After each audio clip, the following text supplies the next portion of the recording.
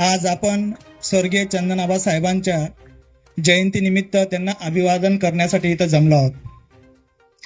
चंदनआबा यांचं खरं आयुष्य म्हणजे स्वाभिमान, समाजसेवा आणि जनसेवा.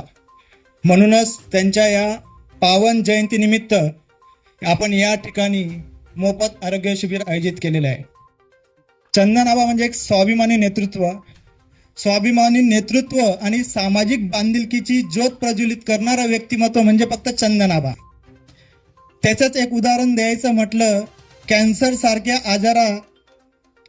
आजार त्याला लढा देत असताना त्यांनी कोविड काळात सुद्धा स्वतः थांबले नाही, लोकांसाठी आपलं आयुष्य पूर्ण वाहून नेलं. असं चंदनआबांचं कार्य होतं.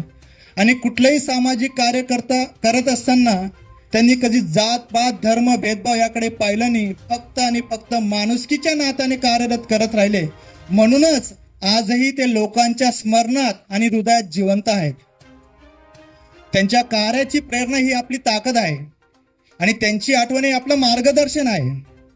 त्यांच्या आदर्शातून आपल्याला प्रेरणा घेऊन समाजासाठी कार्य करत राहणं हेच खरं त्यांना आज अभिवादन ठरेल, असं माझं वैयक्तिक मत.